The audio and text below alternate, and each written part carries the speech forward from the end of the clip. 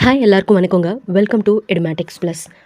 தமிழக அரசு கல்வியினுடைய தரத்தை உயர்த்தணும், மாணவர்களுக்கு தரமான டிஜிட்டல் கல்வியை கொடுக்கணும் அப்படின்னு சொல்லி தான் ஹைடெக் லேபை கொண்டு வந்தாங்க. இன்றைக்கி நம்ம கல்வித்துறையில் நடந்துட்டுருக்கிற ஒரு நிஜமான ஒரு கஷ்டமான விஷயத்தை பற்றி நான் சொல்ல போகிறேன். இந்த ஹைடெக் லேபில் பணிபுரியறவங்க யாருன்னு உங்களுக்கு தெரியுங்களா? அரசு பள்ளிகளில் இருக்கிற ஹைடெக் லேப்களில் கோடிக்கணக்கில் அரசு செலவு பண்ணி இந்த லேப்களெல்லாம் மெயின்டைன் பண்ணிட்டு வராங்க. இதை எல்லாத்தையும் மெயின்டைன் பண்ணக்கூடிய அந்த அலுவலர்கள் யாருன்னு தெரியுமா? அட்மினிஸ்ட்ரேட்டர் கம் இன்ஸ்ட்ரக்டர்ஸ், ஏஐஸ் அப்படின்னு சொல்லுவோம். ஸோ இந்த ஏஐஸ் எப்படி வந்தாங்க அப்படின்னு பார்த்தீங்கன்னா, கெல்ட்ரான் அப்படிங்கிற ஒரு நிறுவனத்து மூலமாக 2 எக்ஸாம் வச்சு, அதாவது ப்ரிலிமினரி, மெயின்ஸ் அப்படின்னு சொல்லி 2 எக்ஸாம் வச்சு அதில் பாஸ் பண்ணவங்களுக்கு கவுன்சிலிங் வச்சு ஸ்கூலை செலக்ட் பண்ணி வந்தவங்க தான் இந்த ஏஐஸ். இந்த ஏஐஸாக வந்தவங்களில் நிறைய பேர் இல்லம் தேடி கல்வியில் ஒர்க் பண்ணவங்க இருக்கலாம். அது மட்டும் இல்லாமல் இல்லம் தேடி கல்வியில் ஒர்க் பண்ணலனாலும் நீங்கள் கம்ப்யூட்டர் ரிலேட்டடான டிகிரி முடிச்சு, உதாரணத்துக்கு பிஇ கம்ப்யூட்டர் சயின்ஸ் இல்லை பிஎஸ்சி கம்ப்யூட்டர் சயின்ஸ், அந்த மாதிரி கம்ப்யூட்டர் சயின்ஸ் வித் பிஎட் இல்லை கம்ப்யூட்டர் சயின்ஸ் மட்டுமே முடித்தவங்க அப்படின்னா அவங்களுமே வந்து இந்த டெஸ்ட் எழுத எலிஜிபிள் அப்படின்னு சொல்லி அது மூலமாகவும் நிறைய பேர் வந்திருக்காங்க. ஸோ கிட்டத்தட்ட ஒரு 6000க்கும் மேற்பட்ட அட்மினிஸ்ட்ரேட்டர் கம் இன்ஸ்ட்ரக்டர்ஸ் ஏஐஸ் வந்து நம்ம தமிழக பள்ளி கல்வித்துறையில் இப்போதைக்கு ஒர்க் பண்ணிகிட்ருக்காங்க. ஸோ இந்த ஹைடெக் லேபை உயிராக நினச்சி அரசு பள்ளி மாணவர்களுக்கு கணினி கல்வி சொல்லி கொடுத்துட்டு இருக்கிற நம்மளுடைய அட்மினிஸ்ட்ரேட்டர் கம் இன்ஸ்ட்ரக்டர் ஏஐஸ் அப்படின்னு சொல்லக்கூடிய அந்த ஊழியர்களுடைய வாழ்க்கை இன்றைக்கி ஹைடெக் லேப் திறந்திருக்கு. ஆனால் அவங்களுடைய வாழ்க்கை ஒரு பூட்டின லேப் மாதிரி இருட்டாகவே தான் இருக்குது. இவங்களை பற்றி வெளிவர்ற செய்திகளும் இவங்க அனுபவிக்கிற கஷ்டங்களும் இவங்களுடைய மனசை தூண்டிட்டு இருக்குது. இவங்களோட நிலைமையை நான் எப்படி சொல்கிறது, இவங்களுடைய கண்ணீரை எப்படி கொண்டு போய் சேர்க்கிறது நம்ம கல்வி அமைச்சர்கிட்ட அப்படின்னு எனக்கு தெரியல. இருந்தாலும் என்னால் ஆன ஒரு முயற்சி தான் இது.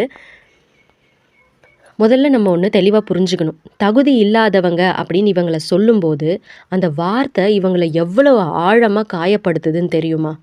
இவங்க எல்லாரும் சாதாரணமாக +2 முடிச்சுட்டு அப்படியே அட்மினிஸ்ட்ரேட்டிவ் கம் இன்ஸ்ட்ரக்டர்ஸாக வந்து அரசு பள்ளியில் உட்காந்துரல. Computer science graduates, BE computer science முடித்தவங்க, யூஜி பிஜி கம்ப்யூட்டர் சயின்ஸ் முடித்தவங்க, அதுக்கப்புறம் பிஎட் பண்ணவங்க.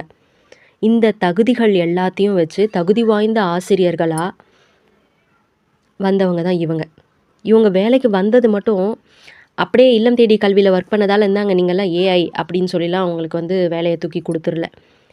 இல்லம் தேடி கல்வியிலையும் அந்த படிப்பு தகுதி உள்ளவங்களா அப்படின்னு பார்த்து அவங்கள தான் அந்த தேர்வு எழுத வச்சாங்க. ஒரு தேர்வு இல்லை, 2 தேர்வுகள் வச்சாங்க. அதில் பாஸ் பண்ணி அதுக்கப்புறம் முறையான கவுன்சிலிங் நடத்தி தான் அரசு பள்ளிகளை தேர்ந்தெடுத்து அவங்க வந்திருக்காங்க. ஸோ ஒரு பள்ளியை தான் அவங்க தேர்ந்தெடுத்தாங்க அப்படின்னாலும் அவங்களுக்கு கொடுக்கப்பட்டிருக்க பள்ளிகள் 5க்கும் மேற்பட்ட பள்ளிகள். ஒரு சில பேருக்கெல்லாம் 10 ஸ்கூலுக்கெல்லாம் வேலை பார்க்குறாங்கங்க. சொல்லவே கஷ்டமாக இருக்குது. ஒரு ஸ்கூலில் வேலை செய்கிறதே அவ்வளோ கஷ்டம். இதில் 10 ஸ்கூலுக்கு அவங்க வந்து வேலை பார்த்துட்ருக்காங்க. இவ்வளோ கஷ்டப்பட்டு இவ்வளோ படிச்சுட்டு வந்தவங்கள தகுதி இல்லாதவங்க அப்படின்னு சொல்கிறதுக்கு நமக்கு என்ன உரிமை இருக்குது? எப்படி தகுதி இல்லாதவங்க அப்படின்னு அந்த வார்த்தையை சொல்லலாம்? அது எவ்வளோ பெரிய மனவேதனையை, மன வலியை அவங்களுக்கு கொடுக்கும் தெரியுமா? ஒருத்தவங்களுடைய உழைப்புங்க அது. ஆனால் அந்த உழைப்பு 5 ஸ்கூல், 6 ஸ்கூல், 7, 8, 9, 10 ஸ்கூலில் வந்து போயிட்டுருக்கு. ஒரே ஒருத்தவங்களுடைய உழைப்பு. எம்எஸ்சியில் போடுறது, எந்த ஆன்லைன் ஒர்க்காக இருந்தாலும் ஆன்லைனில் எக்ஸாம் கண்டக்ட் பண்ணுறது. ஸோ வேலைன்னு பார்த்தா இவங்களுக்கு கொடுத்துருக்கிற பொறுப்பு ஒரு ஸ்கூல் கிடையாதுன்றதே ரொம்ப கஷ்டமான ஒரு விஷயம். நம்ம வந்து ஒரு இடத்துல வேலை செய்ய போகிறோம்னா அந்த இடத்துக்கு தான் காலையிலேருந்து சாயந்தரம் வரைக்கும் இருந்துட்டு வருவோம். அதுவே கஷ்டமாக இருக்கும் நமக்கு. ஆனால் ஒரு ஏஐ ஊழியர் குறைஞ்சபட்சமாக 5 பள்ளிகள்லையாவது அவங்க வேலை செஞ்சே ஆகணும். சில பேருக்கு 10 பள்ளிகள், 12 பள்ளிகள்னு அவங்க கவனிச்சுக்க வேண்டியிருக்கு. யோசிச்சு பாருங்கள், ஒரு மனுஷன் எத்தனை பள்ளிக்குங்க போய் அலைவான்? இவங்களோட வாழ்க்கையே ஒரு ஸ்கூல்லேருந்து இன்னொரு ஸ்கூலுக்கு ஓடுறதுலையே போகுது. இவங்களுடைய நேரமும் காசும் நிம்மதியும் அப்படியே ரோட்லேயே போகுதுங்க. இது மட்டும் இல்லை, அந்தந்த ஸ்கூலில் மற்ற கம்ப்யூட்டர் வேலைகள், ஆன்லைன் டெஸ்ட்டுகள், கல்வித்துறை சார்ந்த அத்தனை ஆன்லைன் வேலைகளையும் இவங்க தான் சுமக்கணும். அந்தந்த ஸ்கூல் டீச்சர்ஸ் மிஸ் பண்ணுற வேலைகளையும் சேர்த்து இவங்க பார்க்குறாங்க. ஆனால் அந்த உழைப்புக்கு கிடைக்கிற மரியாதை என்ன? அதுக்கு கிடைக்கிற அந்த சம்பளம் எவ்வளோ தெரியுமா? அதுலேயும் கொடுமை ஒன்று இருக்குது. அது என்னன்னு தெரியுமா? இவ்வளோ தகுதி உள்ள இந்த பட்டதாரிகளுக்கு கெல்ட்ரான் நிறுவனம் மூலமாக கொடுக்கப்படுற மாத சம்பளம் வெறும் 9700 ரூபாய் மட்டும்தான். இன்றைக்கி விலைவாசியில் 9700 வச்சு ஒரு ஸ்கூல் மட்டும் இல்லாமல் 5 ஸ்கூல் 6 ஸ்கூல் 10 ஸ்கூலுன்னு சொல்லிட்டு அவங்க போய் பார்த்து அந்த 9700 ரூபாய் சம்பளத்திலே அவங்க குடும்பத்தை நடத்த முடியுமா சொல்லுங்கள். இதில் உச்சக்கட்ட கொடுமை என்னென்னா, மே மாதம் ஸ்கூல் லீவ் விட்டுட்டாங்கன்னா இவங்களுக்கு சம்பளமே கிடையாது. மே மாதம் இவங்க குடும்பம்லாம் சாப்பிடக்கூடாது, வாடகை கொடுக்கக்கூடாது. எந்த ஊருங்க நியாயம் இது?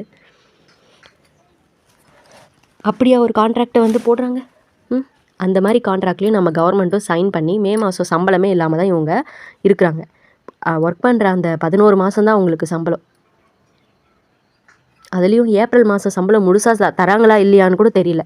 சம்பளம் கொடுக்குறாங்களே, அதுவும் வந்து 1ஆம் தேதி 2ஆம் தேதி 3ஆம் தேதி இவங்களுக்கு சம்பளம் வருது.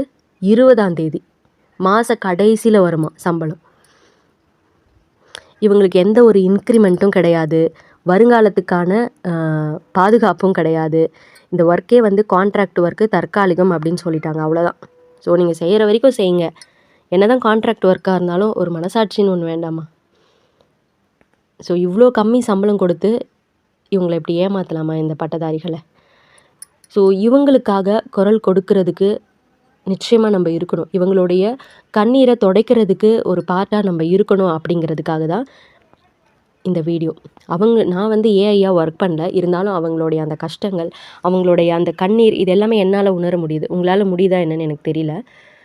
அதனால் மாண்புமிகு தமிழக கல்வித்துறை அமைச்சர் அவர்களுடைய மேலான கவனத்துக்கு இந்த தகுதி வாய்ந்த அட்மினிஸ்ட்ரேட்டர் கம் இன்ஸ்ட்ரக்டர்கள் ஏஐ சார்பாக சில மனம் உருகிய கோரிக்கைகளை நான் வைக்கிறேன். இவங்களுடைய தகுதிக்கு ஏற்ப, தற்போதைய விலைவாசிக்கு ஏற்ப இந்த 9700 அப்படிங்கிற சம்பளத்தை எவ்வளோ சீக்கிரம் முடியுமோ அவ்வளோ சீக்கிரம் உயர்த்தி வழங்கணும். இது ஒரு கோரிக்கை மட்டும் இல்லை, இது அங்கே ஒர்க் பண்ணக்கூடிய அனைத்து ஏஐக்களினுடைய உரிமை. 2வது விஷயம், மே மாதத்துலேயும் அவங்களுடைய வாழ்வாதாரம் பாதிக்கப்படாத மாதிரி 12 மாதத்துக்கும் முழுமையான சம்பளத்தை தயவு செஞ்சு கொடுங்க. அவங்களுடைய பணிச்சுமையை குறைச்சி பள்ளிக்கு ஒரு தற்காலிக கம்ப்யூட்டர் ஆசிரியர் அப்படிங்கிற முறையிலையோ, இல்லை இவங்களுக்கு ஏதாவது ஒரு மாற்று பணி, ஆல்டர்னேட்டிவ் ஒர்க் கொடுத்தோ பணி பாதுகாப்பு வழங்கணும். ஸோ அப்படி தற்காலிகமாக நீங்கள் ஒரு கம்ப்யூட்டர் டீச்சர் அங்கே நியமிச்சிங்கன்னா கூட வேலை இல்லாமல் இருக்கிற பல பேருக்கு அந்த இடத்துக்கான வேலை கிடைக்கும். டிஜிட்டல் இந்தியான்னு நம்ம பேசுகிறோம், புதுமை பள்ளின்னு கொண்டாடுறோம். ஆனால் அதுக்கு உழைக்கிற இந்த தகுதி வாய்ந்த இளைஞர்களுடைய வாழ்வாதாரத்தை நம்ம புறக்கணிச்சா அது பெரிய பாவம் இல்லைங்களா? மாண்புமிகு அமைச்சர் அவர்கள் இதில் தலையிட்டு நல்ல முடிவு எடுப்பார் அப்படின்னு நம்புகிறோம். மாண்புமிகு முதலமைச்சர் அவர்களினுடைய கவனத்திற்கும் இவங்க படக்கூடிய அந்த கஷ்டங்களோ, இவங்க அனுபவிக்கக்கூடிய அந்த வேதனைகள், ஒர்க் ப்ரெஷர், இது எல்லாமே அவருடைய காதுகளுக்கும் போய் சேரணும். இந்த வீடியோவை உங்களால் முடிஞ்ச வரைக்கும் ஷேர் பண்ணுங்கள். அந்த தகுதியான கணினி பட்டதாரிகளுடைய குரல் அரசுக்கு கேட்கட்டும். அதன் மூலமாக அவங்களுடைய வாழ்க்கையில் பெரிய நல்ல மாற்றங்கள் வந்து சேரட்டும். நன்றி.